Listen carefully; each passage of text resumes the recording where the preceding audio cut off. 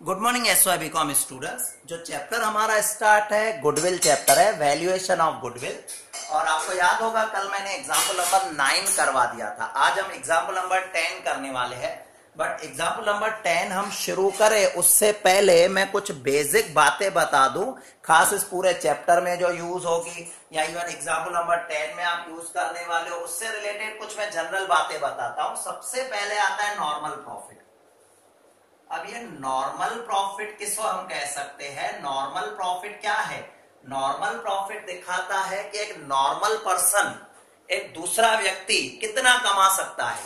Same business में दूसरा व्यक्ति कितना कमा सकता है। जैसे कि मान लो किसी बिजनेस में नॉर्मल प्रॉफिट है 10%, तो 10% क्या इंडिकेट करता है कि अगर मैं उस बिजनेस में 5 लाख रुपए की इन्वेस्टमेंट कर रहा हूं, 5 लाख रुपए की कैपिटल लगा रहा हूं, तो 5 लाख का 10% मतलब मैं इस बिजनेस में 50,000 रुपीज का नॉर्मली प्रॉफिट अर्न करूंगा। नॉर्मल मतलब होता है कि जो दूसरे लोग कर रहे हैं, दूसरे लोग कमा रहे हैं, उसे हम नॉर्मल प्रॉफिट कह सकते हैं। तो ये हुआ नॉर्मल प्रॉफिट कि अगर मैंने 5 लाख की कैपिटल लगाई तो मुझे 10% मतलब 50,000 तो प्रॉफिट मिल जाएगा। अब दूसरा वर्ड जो यूज होता है जिसे हम कहते हैं एवरेज प्रॉफिट, जिसका नाम होता है एवरेज प्रॉफिट, या किसे कभी कभी हम इसको एवरेज फ्यूचर मेंटेनेबल प्रॉफिट भी कहते हैं। एवरेज फ्यूचर मेंटेनेबल प्रॉफिट मतलब हमारा फ्यूचर में प्रॉफिट कितना रहेगा, हमारे बिजनेस का प्रॉफिट जो हम परचेज करने जा रहे हैं, जिसके लिए मैं गुडविल पे कर रहा हूं, उसका फ्यूचर में प्रॉफिट कितना रहेगा, उसे हम एवरेज प्रॉफिट कह सकते हैं या एवरेज फ्यूचर मेंटेनेबल प्रॉफिट भी कहते हैं। अब ये कैसे ढूंढा जाता है? उसके लिए आपको जैसे कि तीन अलग अलग ईयर दिए जाएंगे, 2013, 2014, 2015, 2016। मेरा अलग अलग ईयर में प्रॉफिट इतना था। कुछ एडजस्टमेंट भी होगी, जैसे कल के सब में हमने एडजस्टमेंट देखी कि क्लोजिंग स्टॉक की वैल्यू इतनी बढ़ गई, क्लोजिंग स्टॉक को कम करो, ज्यादा करो, अलग अलग एडजस्टमेंट होगी। वो इधर प्लस माइनस करने के बाद आप प्रॉफिट निकालोगे, और वो जो प्रॉफिट आएगा उसका निकालना है आपको एवरेज प्रॉफिट। अब ये एवरेज प्रॉफिट क्या होता है मैंने आपको बताया। एवरेज प्रॉफिट दो तरीके से ढूंढ सकते हैं, that is first one is simple average और नेक्स्ट होता है वेटेज एवरेज। आपको पता है सिंपल एवरेज का भी यूज करते हैं जब प्रॉफिट में फ्लक्चुएशन हो, तो हम सिंपल एवरेज यूज करते हैं। मतलब कभी प्रॉफिट कम हो कभी ज्यादा हो तो हम सिंपल एवरेज का यूज करते हैं। बट एक प्रॉफिट इज कंटिन्यूअसली राइजिंग, अगर आपका प्रॉफिट कंटिन्यूअसली राइज कर रहा हो तो हम क्या करते हैं, वेटेज एवरेज का यूज करते हैं। इनफैक्ट हमें जो क्वेश्चन में इंस्ट्रक्शन है उसे फॉलो करना होता है। अगर क्वेश्चन में मुझे दे दिया you have to use simple average, तो भले मुझे वो देखने की जरूरत नहीं है, भले कंटिन्यूअस प्रॉफिट राइज भी करता हो तो भी मुझे सिंपल एवरेज का यूज करना है अगर क्वेश्चन में मुझे दे दिया गया हो तो, राइट। तो सबसे पहले आपको क्वेश्चन को फॉलो करना है कि उसमें कोई इंस्ट्रक्शन है। अगर क्वेश्चन में इंस्ट्रक्शन नहीं है तो आपका रूल अप्लाई करना है कि सिंपल एवरेज या वेटेज एवरेज, राइट। तो सिंपल एवरेज या वेटेज एवरेज से आपको मिल जाएगा प्रॉफिट। अब हम बात करेंगे सुपर प्रॉफिट किसे कहते हैं। तीसरा मेरा आ रहा है सुपर प्रॉफिट। सुपर प्रॉफिट का मतलब होता है कि हम दूसरों से कितना ज्यादा कमा रहे हैं। अगर उसी बिजनेस में सेम पर्सन 5 लाख रुपए इन्वेस्ट करके 50,000 कमा रहा है और उसी बिजनेस में मैं 5 लाख इन्वेस्ट करके 70,000 कमा रहा हूं, दूसरे ने कितना अर्न किया 50,000, मैंने कितना अर्न किया 70,000। दैट मीन्स मैंने दूसरे से 20,000 रुपीज ज्यादा अर्न कर लिया। That is my super profit. Super profit का मतलब होता है कि आप नॉर्मल प्रॉफिट से कितना कमाते हो। तो सुपर प्रॉफिट ढूंढते कैसे है? ऐसे तो कल के एग्जाम्पल में भी मैंने समझाया, एवरेज प्रॉफिट में से नॉर्मल प्रॉफिट माइनस कर लो। जैसे मान लो यहां पर आपका नॉर्मल प्रॉफिट 50,000 है और आपने एवरेज प्रॉफिट ढूंढा जो 70,000 आ रहा है, तो मैं क्या करूंगा, एवरेज प्रॉफिट जो मेरा 70 है उसमें से नॉर्मल प्रॉफिट 50 अगर मैं माइनस कर लेता हूं तो जो 20,000 मेरे पास आ रहा है वो हो जाएगा मेरे लिए सुपर प्रॉफिट। और गुडविल की वैल्यूएशन कैसे करते हैं आपको इंफॉर्मेशन में दे देंगे कि goodwill is valued 3 year purchase of super profit, 4 year purchase of super profit, तो आप कर सकते हो, राइट। आज नया क्या सीखेंगे हम? कल का समझो था उसमें आपको बता दिया गया था कि हमारी कैपिटल 27 लाख है, नॉर्मल रेट ऑफ रिटर्न 10%, तो नॉर्मल प्रॉफिट आपने इजीली ढूंढ लिया 2,70,000 जो नॉर्मल प्रॉफिट हमने कहा। कैपिटल कल बता दी गई थी। आज तक जितने भी सम हमने किए हैं 9th या 9th से पहले, उनमें हमेशा कैपिटल हमारे पास मेंशन होती है, कैपिटल हमें बताई देते हैं। बट अब जो सम हम करने जा रहे हैं 10 नंबर, उसमें याद रखना कैपिटल नहीं है, कैपिटल आपको खुद ढूंढनी है। मैं कैसे ढूंढूंगा? आपको याद होगा FY में एक इक्वेशन करते थे, अकाउंटिंग इक्वेशन कहते हैं, A equal to C plus L, asset equal to capital plus liability, asset equal to capital plus liability. इस side asset capital plus liability, तो मैं ऐसे भी तो कह सकता हूं, asset minus liability equal to capital, asset minus liability equal to capital. मैं अगर लायबिलिटी माइनस कर देता हूं तो मुझे कैपिटल मिल जाएगा, राइट। तो आपको क्या होगा, देखो कल तक जो सम हमने किया उसमें कैपिटल सीधे सीधे बता देते थे, बट आज जो सम नंबर 10 में सिखाने जा रहा हूं उनमें आपको कैपिटल पूरे सम में कहीं भी नहीं दी गई है, पूरे सम में कैपिटल कहीं भी नहीं है। तो कैसे ढूंढोगे? आपको एक बैलेंस शीट दे दी गई, बैलेंस शीट में जितनी भी एसेट है वो लिखो और उनमें से थर्ड पार्टी लायबिलिटी किसे कहते हैं? जो बाहर वाली लायबिलिटी है वो माइनस करो, क्योंकि share capital, equity share capital, preference share capital, general reserve ये हमारी लायबिलिटी नहीं है, तो हमारे शेयर होल्डर की है। थर्ड पार्टी लायबिलिटी जिसमें डिबेंचर हो गए, बैंक लोन हो गया, क्रेडिटर हो गया, बिल्स पेएबल होगा, ये सब माइनस कर सकते हैं। तो हमें क्या करना है? कैपिटल ढूंढनी है। दूसरा, कैपिटल जब भी हम ढूंढ रहे हैं तो एक बात का और हमें ध्यान रखना है, कैपिटल ढूंढते समय एक बात का हमें ध्यान रखना है कि जो एसेट की वैल्यूएशन होगी वो मार्केट वैल्यू पे होगी। मतलब जैसे बिल्डिंग अगर मेरे पास 3 लाख रुपए की दिखाई गई है और मार्केट में वैल्यू उसकी अगर 8 लाख है और आपको इंस्ट्रक्शन नीचे दे देते हैं कि value of building is ₹8 lakh, तो आपको 8 लाख ही कंसीडर करनी है, बुक वैल्यू कंसीडर नहीं करनी है। हाँ, किसी के अगर बुक वैल्यू मार्केट वैल्यू नहीं दी गई है तो जो बुक में है वही हम एज्यूम कर लेंगे मार्केट में होगी। तो अब हमें क्या करना है? सबसे पहले आपको ये कैपिटल फाइंड आउट कर लेना है। कैपिटल फाइंड आउट करने के बाद नॉर्मल प्रॉफिट के बाद एवरेज प्रॉफिट के बाद सुपर प्रॉफिट और सुपर प्रॉफिट के बाद गुडविल। तो कुछ स्टेप्स को आपको ध्यान रखना है। उसके लिए सबसे पहले क्वेश्चन को आप अच्छी तरह से रीड करो। मैं बात कर रहा हूं क्वेश्चन नंबर 10 की। क्वेश्चन को रीड करो, क्या लिखा है? The summarise balance sheet of company 31 March, मतलब ये पूरी बैलेंस शीट दिखाई गई है। ठीक है, मैं रीड बैलेंस शीट नहीं कर रहा हूं।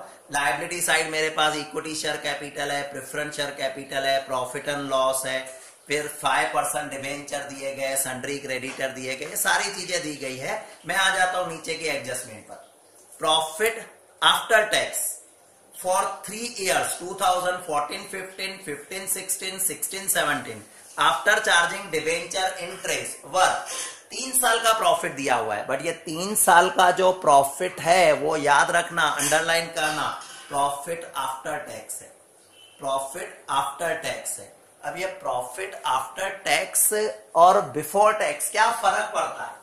क्या फर्क पड़ता है उस चीज को अगर मैं समझाऊं कि प्रॉफिट आफ्टर टैक्स है तो उसका क्या मतलब है। सपोज एग्जांपल ले लो, यहां पर आपको याद होगा एग्जांपल नंबर 9 किया था, उससे पहले भी एग्जांपल मैंने करवाए। एक इस तरीके से कॉलम बनाते थे 13, 14, 14, 15, 15, 16, ये कॉलम हम बनाते थे और यहां पर दिखाया जाता था प्रॉफिट। हमें जो भी प्रॉफिट ब्रैकेट में मैं दिखाता था गिवन, ये जो भी प्रॉफिट होता था प्रॉफिट बिफोर टैक्स ही होता था। कभी भी हमें आफ्टर टैक्स प्रॉफिट नहीं दिया था या कुछ टैक्स के बारे में डिस्कशन ही नहीं होती थी, वहां पर हम टैक्स को इग्नोर ही कर लेते थे। बट यहां पर एक ध्यान रखना, मान लो ये जो भी एडजस्टमेंट करनी है, सपोज क्लोजिंग स्टॉक की वैल्यू बढ़ गई, बिल्डिंग की वैल्यू बढ़ गई, प्लस हुआ माइनस हुआ, कुछ भी, वो जो भी एडजस्टमेंट आपको करनी है वो प्रॉफिट बिफोर टैक्स पे होनी चाहिए, क्योंकि अगर प्रॉफिट बढ़ा तो टैक्स भी बढ़ेगी, प्रॉफिट कम हुआ तो टैक्स भी कम होगी। मतलब आपको जो प्रॉफिट की जरूरत है, कौन से प्रॉफिट की जरूरत है? प्रॉफिट बिफोर टैक्स की जरूरत है, प्रॉफिट आफ्टर टैक्स की जरूरत नहीं है। तो यहां पर मुझे जो प्रॉफिट दिया गया है, जो मैं वर्किंग सबसे पहले करने जा रहा हूं, मुझे जो प्रॉफिट दिया गया है वो कौन सा प्रॉफिट दिया गया है, वो प्रॉफिट है प्रॉफिट बिफोर टैक्स। अब मेरा काम है सबसे पहले उसको, प्रॉफिट जो दिया गया है वो कौन सा प्रॉफिट दिया गया है, प्रॉफिट आफ्टर टैक्स दिया गया है। मेरा काम है उसको प्रॉफिट बिफोर टैक्स में कन्वर्ट करना। तो मैं क्या कर रहा हूं, जो मुझे प्रॉफिट दिया गया है, देखो 3 ईयर का प्रॉफिट दिया गया है, मैं क्वेश्चन रीड भी कर रहा हूं साथ साथ यहां पर सॉल्यूशन भी करता जा रहा हूं। मुझे 3 ईयर का प्रॉफिट दिया, ये मैंने कॉलम बना लिया पर्टिकुलर्स का। उसके बाद प्रॉफिट का कॉलम है 2014-15, उसके बाद आपका है 15-16 और नेक्स्ट ईयर है 16-17। ये 3 साल का प्रॉफिट आपको दिया गया है, but you are given profit after tax. आपको जो दिया गया है, कौन सा प्रॉफिट दिया गया है, प्रॉफिट आफ्टर टैक्स दिया गया है, राइट। प्रॉफिट आफ्टर टैक्स कितना प्रॉफिट दिया गया है, पहले है 1,10,250, 1,10,250। सेकंड नंबर पे आपका दिया हुआ है 1,61,250, 1,61,250। थर्ड नंबर पे आपका प्रॉफिट है 1,20,000। ये प्रॉफिट आपको दिए हुए हैं। यहां पर हम आते हैं, ये प्रॉफिट दिए गए, बट ये प्रॉफिट है प्रॉफिट आफ्टर टैक्स। मुझे इसका डायरेक्टली कोई काम नहीं, मुझे जो काम है कौन से प्रॉफिट का, प्रॉफिट बिफोर टैक्स। क्योंकि जो भी एडजस्टमेंट मुझे रखनी है, जो भी एडजस्टमेंट करनी है, वो किसमें करनी है, प्रॉफिट बिफोर टैक्स में करनी है। प्रॉफिट आफ्टर टैक्स में कोई भी एडजस्टमेंट हम नहीं कर सकते हैं। हमें जो जरूरत होगी, कुछ की जरूरत होगी प्रॉफिट बिफोर टैक्स, तो उसके लिए नीचे ढूंढो। नीचे थर्ड या फोर्थ एडजस्टमेंट में दिखाया गया है टैक्स का रेट है 50%। फोर्थ एडजस्टमेंट है टैक्स रेट एप्लीकेबल 50%। इसकी मीनिंग समझो, इसका लॉजिक समझो, ध्यान से सुनना। आपका प्रॉफिट बिफोर टैक्स मान लो 100 मान लेते हैं, तो टैक्स कितनी लग जाएगी, 50% है, मतलब 50 टैक्स लगेगी। तो आपके पास जो रह जाएगा प्रॉफिट आफ्टर टैक्स, वो कितना रहेगा, 50। प्रॉफिट आफ्टर टैक्स जो रह जाएगा 50। अब मैं यहां पर ऐसे दिखाऊं कि अगर प्रॉफिट आफ्टर टैक्स 50 हो तो प्रॉफिट बिफोर टैक्स देखो कितना था, प्रॉफिट बिफोर टैक्स 100 था। तो अगर मेरा प्रॉफिट आफ्टर टैक्स है 1,10,250, तो मेरा प्रॉफिट बिफोर टैक्स कितना आएगा, तो 1,10,250। अब प्रॉफिट बिफोर टैक्स मेरे पास है, आप चेक कर लो, प्रॉफिट बिफोर टैक्स मेरे पास है। कैसे ढूंढा, आपको आइडिया आ गई। 1,10,250 प्रॉफिट बिफोर टैक्स था। मैंने क्या किया, प्रॉफिट बिफोर टैक्स अगर 100 है, टैक्स का परसेंटेज 50% दिया हुआ है, तो 50 माइनस किया तो प्रॉफिट आफ्टर टैक्स 50। अब प्रॉफिट आफ्टर टैक्स 50, तो प्रॉफिट बिफोर टैक्स 100 था, तो मैंने 1,10,250 का किया, फिर 161 का किया और 1,20,000 का कर दिया। अब जो मेरे पास प्रॉफिट दिया हुआ है वो मुझे मिल गया प्रॉफिट बिफोर टैक्स, राइट। अब मैं नीचे की एडजस्टमेंट पढ़ता हूं। नीचे क्या लिखा है, पहला the normal rate of return is 10%, but ये तो बाद में काम आएगा, मैंने आपको बताया था ये नॉर्मल प्रॉफिट के लिए काम आएगा। सेकंड एडजस्टमेंट, गुडविल में भी कैलकुलेट 3 टाइम, मतलब 3 year purchase of average profit. Super average profit जब हम निकालेंगे उसका, सुपर प्रॉफिट निकालेंगे उसका, तो चलो वो भी बाद में काम आएगा। अब थर्ड नंबर इंफॉर्मेशन है the value of freehold property. ऊपर आप बैलेंस शीट में चेक कर लो, आपके पास फ्री होल्ड प्रॉपर्टी की वैल्यू दिखाई गई है 1,87,500। नीचे एडजस्टमेंट में लिखा है द वैल्यू, मतलब ये वैल्यू बताई गई है। फिलहाल मुझे इसका काम नहीं, क्योंकि ये प्रॉफिट नहीं है। वैल्यू किसके लिए काम आएगी, मैंने आपको कहा था सारे की सारी एसेट्स का टोटल होगा, उसमें से लायबिलिटी माइनस होगी। उस टाइम जब हम एसेट का टोटल करेंगे तो ये वैल्यू वहां पर आपकी काम आएगी। थर्ड नंबर एडजस्टमेंट वहां काम आएगा।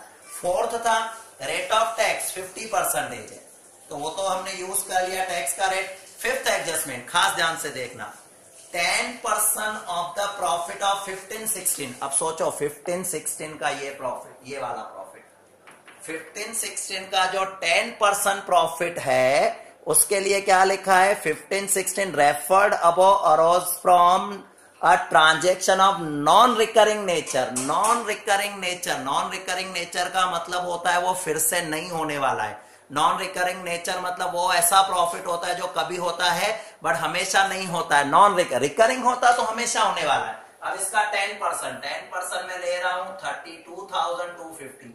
ये ऐसा प्रॉफिट है जो फ्यूचर में आपको नहीं होने वाला। ये ऐसा प्रॉफिट है जो फ्यूचर में नहीं होने वाला है, तो मैंने इसे लिखा non recurring profit. Non recurring profit लिख के मैंने इसको माइनस करना है। आगे क्या लिखा हुआ है, मैंने फिफ्थ पॉइंट तो पढ़ लिया। अब मैं आ जाऊंगा 6 पर। A provision of 7875 on sundry debtors was made in 1617। तो याद रखना 1617 हमारे पास जो ऊपर बैलेंस शीट बनी हुई है वो कौन से ईयर की है, 1617 की है। तो लिखा हुआ है A provision of 7875 on sundry debtor was made in 1617 which is no longer required। जिसकी अभी हमें जरूरत नहीं है। ये वही बात हो गई कि हमने बैड डेब्ट्स रिजर्व रखा। सपोज मेरे 50,000 के डेटर थे, मैंने 5,000 बैड डेब्ट्स रिजर्व रखा। अब मुझे ऐसा कहा गया है कि उसकी जरूरत नहीं है, तो ये तो अच्छी बात हो गई, हमारा प्रॉफिट बढ़ जाएगा कि हमने 1617 में प्रोविजन रखा था 7875 का। तो अब ये 7875 का प्रोविजन की जरूरत नहीं है, मतलब आपने सोचा था खर्चा होगा और खर्चा नहीं होगा, तो 7875 का प्रोविजन ये हमने रखा था, उसकी जरूरत नहीं है, तो हमारा प्रॉफिट बढ़ जाएगा। तो यहां पर मैं दिखा देता हूं प्रोविजन। यहां पर मैंने दिखा दिया प्रोविजन, कौन सा, 1617 में दिखा है। आगे मुझे ऐसा लिखा हुआ है, 7th नंबर पॉइंट पे हूं। A claim of 4125 against the company के अगेंस्ट में क्लेम हुआ है। क्लेम मतलब किसी ने केस किया होगा, तो ये तो लायबिलिटी हो गई कंपनी की। कंपनी के अगेंस्ट में क्लेम हुआ है, उसको 4125 रुपीज देने पड़ेंगे। बट ये कौन से ईयर की बात चल रही है, 1617। तो आपका जो 1617 का प्रॉफिट है ये 4125 कम हो जाएगा। 4125 ये प्रॉफिट कम हो जाएगा क्योंकि ये कंपनी के अगेंस्ट में क्या आया है, क्लेम। तो ये इंफॉर्मेशन 1617 की थी, ये इंफॉर्मेशन भी आपकी 1617 की है, दोनों इंफॉर्मेशन 1617 की है। उसके बाद कुछ भी इंफॉर्मेशन नहीं है। तो मैं क्या करता हूं, सबसे पहले इनका टोटल कर लेता हूं, प्लस माइनस कर लेता हूं कि कितना प्लस हुआ कितना माइनस हुआ। सबसे पहले देखो ये तो इसमें तो कुछ प्लस हुआ ही नहीं, मतलब ये एज इट इज रहा 2,20,500। इसमें से 3,22,500 है, उसका 10% है 3,22,500, उसका 10% मतलब 32,250 माइनस किया आपने, तो हमारे पास रहा 2,90,250, राइट। अब यहां पर क्या हुआ है, 2,40,000 है, उसमें प्लस मैंने कर लिया 7875 और माइनस मैंने किया है 4125 माइनस किया, तो मेरे पास जो प्रॉफिट रहा है 2,43,750 का प्रॉफिट है। बट आप चेक करना, ये प्रॉफिट बिफोर टैक्स है। हमने अभी इस पे टैक्स काउंट नहीं किया क्योंकि जो टैक्स काउंट था वो वापस ऐड कर दिया गया है। तो ये वाला प्रॉफिट आपका प्रॉफिट बिफोर टैक्स है। अब इस पे टैक्स लगाई जाएगी 50%। मैंने क्या कहा था, पहले जो आपको दिया था प्रॉफिट आफ्टर टैक्स, एक्चुअली काम का वही होता है, काम हमेशा प्रॉफिट आफ्टर टैक्स ही आता है, बट जो भी एडजस्टमेंट करनी होती है वो किसमें की जाती है, प्रॉफिट बिफोर टैक्स। तो मैंने क्या किया, प्रॉफिट आफ्टर टैक्स को पहले कर दिया प्रॉफिट बिफोर टैक्स, उसमें प्लस माइनस की एडजस्टमेंट कर ली, वापस टैक्स लगा दूंगा तो मुझे मिल जाएगा अब प्रॉफिट आफ्टर टैक्स, जो एडजस्टमेंट के बाद वाला, आफ्टर एडजस्टमेंट। अब इसमें देखो, इसमें तो कोई एडजस्टमेंट थी नहीं। अब मैं इसका 50% टैक्स लगाता हूं, 2,20,500 का 50% निकालेंगे तो 1,10,250 आएगा, मतलब ये प्रॉफिट आ जाएगा सेम 1,10,250 माइनस करने के बाद सेम। अब देखो इस ईयर में कोई एडजस्टमेंट नहीं थी तो सेम टू सेम प्रॉफिट रहा, कुछ भी चेंजेस नहीं हुआ। बट इसमें आपकी एडजस्टमेंट थी, तो यहां पर है 2,90,250 का प्रॉफिट है, उसका 50% टैक्स लगेगा, तो टैक्स में अमाउंट आ रहा है 1,45,125 माइनस करने के बाद भी सेम फिगर आएगा 1,45,125 क्योंकि एग्जैक्ट 50% है। और लास्ट वाले में है 2,43,750, 2,43,750 आया है, उसका मैं 50% ले रहा हूं तो मेरे पास आएगा 1,21,875 और उसको माइनस करने के बाद भी 1,21,875 रहेगा। ये हुआ profit after tax after adjustment. अब मैंने एडजस्टमेंट तो सारी कर ली, अब मुझे ढूंढना पड़ेगा मेरा फ्यूचर प्रॉफिट, जिसे हम एवरेज प्रॉफिट करते हैं। अब एवरेज प्रॉफिट करने के लिए मैंने आपको बताया दो मेथड है। एवरेज प्रॉफिट के लिए दो मेथड है, पहला मेथड सिंपल एवरेज, दूसरा वेटेज एवरेज। यहां कौन सा यूज करूंगा, कोई इंस्ट्रक्शन है क्या? देखो पहले मैं इंस्ट्रक्शन पढ़ रहा हूं, कहीं भी मुझे इंस्ट्रक्शन नहीं है कि मुझे वेटेज एवरेज यूज करना है या सिंपल एवरेज। तो देखो पहले प्रॉफिट था 1,10,000, 145, फिर 121, कम ज्यादा हुआ। कम ज्यादा हुआ मतलब मुझे सिंपल एवरेज यूज करना पड़ेगा। तो average profit, simple average profit की फॉर्मूला क्या होती है? Total profit divided by number of year. Total profit divided by number of year. तो मैं पहले तीनों का टोटल कर लेता हूं। पहला है 1,21,875 प्लस 1,45,125 प्लस 1,10,250। तो मैंने सबका टोटल किया, जो आ रहा है राउंड अबाउट 3,77,250 डिवाइडेड बाय 3। अब डिवाइडेड बाय अगर मैं इसे 3 से डिवाइड करता हूं तो मेरे पास फिगर आ जाएगी 1,25,750। This is my actual profit, ये मेरा प्रॉफिट है। इसे मैं एवरेज प्रॉफिट कह सकता हूं, इसे मैं फ्यूचर मेंटेनेबल प्रॉफिट कह सकता हूं। कितना आ रहा है? 1,25,750। अब मुझे ढूंढना पड़ेगा नॉर्मल प्रॉफिट कितना। अब मुझे ढूंढना पड़ेगा नॉर्मल प्रॉफिट कितना, बट उसके लिए मुझे जरूरत पड़ेगी कैपिटल की। अब कैपिटल तो है नहीं हमारे पास, कैपिटल है नहीं हमारे पास, तो कैपिटल मैंने ढूंढना सिखाया था आपको ऐसा कहा था कैपिटल कैसे ढूंढोगे। कैपिटल के लिए आपको सबसे पहले अपने पास एसेट रखनी पड़ेगी, और एसेट में से क्या करना पड़ेगा? लायबिलिटी माइनस करनी पड़ेगी। तो चलो आ जाओ बैलेंस शीट पे, एसेट्स में देखें क्या क्या है। अब पहला दिया हुआ है गुडविल। गुडविल की काउंटिंग में गुडविल नहीं लेते हैं, क्योंकि हम काउंटिंग किस चीज की कर रहे हैं? गुडविल। तो एसेट गुडविल नहीं ली जाएगी। हमेशा याद रखना, आप काउंटिंग ही गुडविल की कर रहे हो तो गुडविल जो ऑलरेडी है उसको इग्नोर करो, टोटल गुडविल बाद में पता चलेगी। अब लिखा है फ्री होल्ड प्रॉपर्टी, बट नीचे थर्ड नंबर एडजस्टमेंट में फ्री होल्ड प्रॉपर्टी के लिए कुछ लिखा गया है। देखो क्या लिखा गया, मैं पढ़ रहा हूं। Value of freehold property, मतलब फ्री होल्ड प्रॉपर्टी की वैल्यू बताई गई है नीचे। फ्री होल्ड प्रॉपर्टी की वैल्यू बताई गई है। कितनी वैल्यू बताई गई है? लिखा हुआ है value of freehold property is ascertain on the base of 8% return. 8% return मिल रहा हो उतनी वैल्यू है उसकी, 8%। और हमें पता है कि उसका करंट रिटर्न है 25,200। मतलब क्या कि अगर रिटर्न 8% हो, 8% मतलब 8 रुपए रिटर्न मिल रहा हो तो उसकी वैल्यू है 100। अगर 8% मतलब 8 रुपए रिटर्न मिल रहा हो तो उसकी वैल्यू है 100। अभी आपको कितना रिटर्न मिल रहा है? उसमें से 25,200 का रिटर्न मिल रहा है। 25,200 के सामने उसकी वैल्यू क्या आ जाएगी? आप क्रॉस मल्टीप्लीकेशन करके देखो, 3,15,000 उसकी वैल्यू आएगी। 3,15,000 कैसे आई? 25,200 इंटू 100 डिवाइडेड बाय 8 कर दोगे तो आपको वैल्यू मिल जाएगी, राइट। तो ये हुआ मेरा फ्री होल्ड प्रॉपर्टी। उसके बाद प्लांट एंड मशीनरी, नीचे प्लांट एंड मशीनरी का कोई भी डिस्कशन नहीं है तो उनकी मैं वैल्यू सेम रख देता हूं।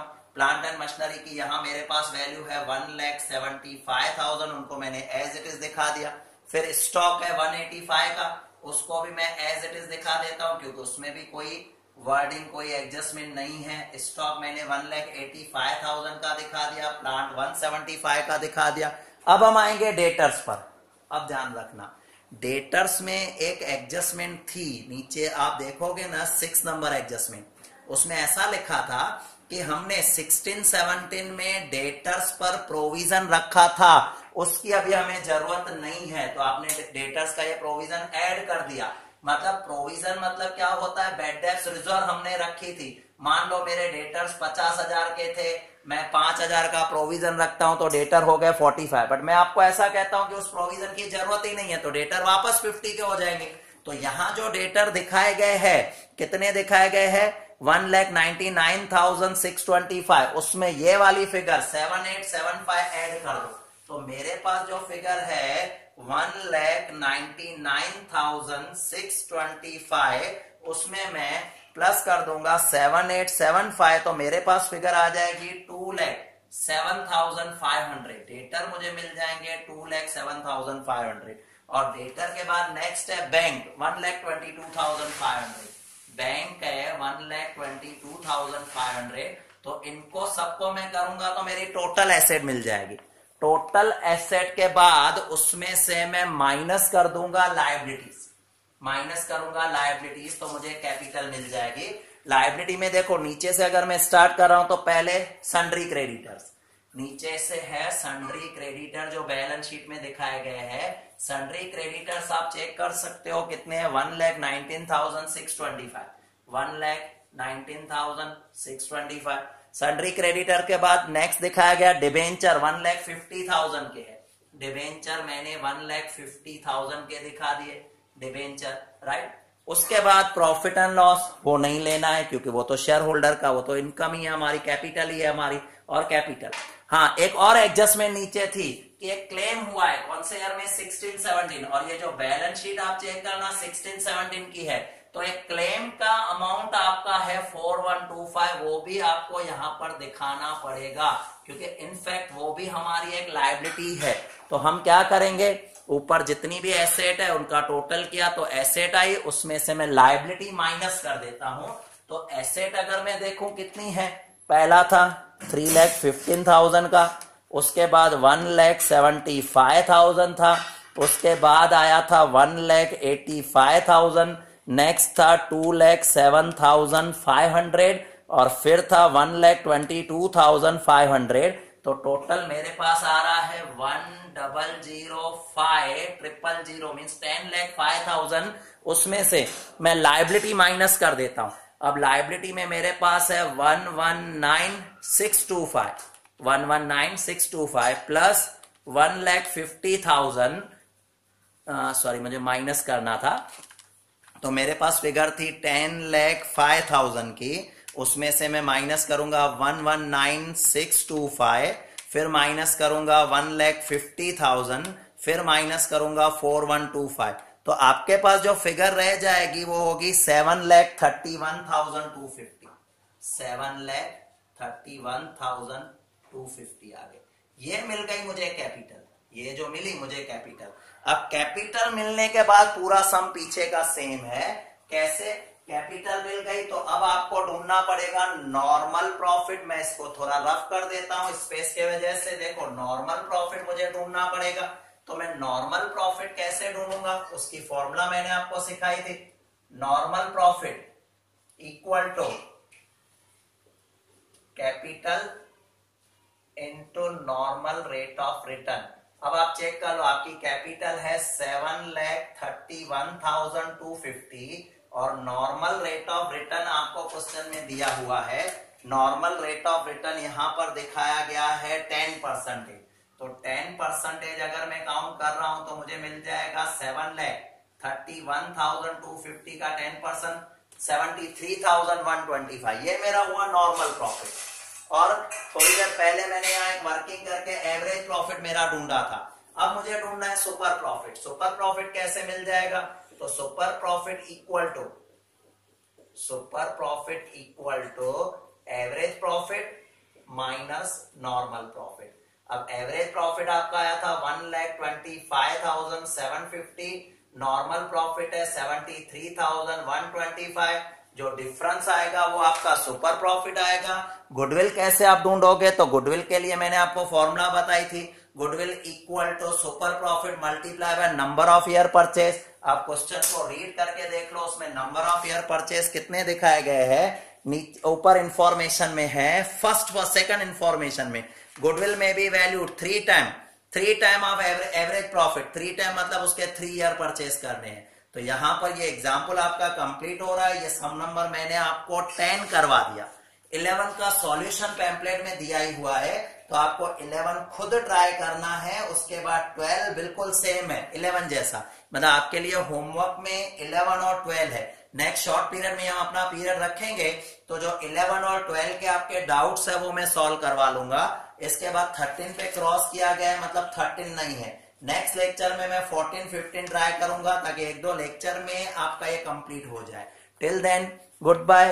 सम करते रहना, अगर कोई भी डाउट हो तो आप फोन पे भी पूछ सकते हो, बट अगर आप सम कर रहे हो तो उसका सॉल्यूशन मुझे भेजो ताकि मुझे पता चले कि आपने सम किया है। Okay bye.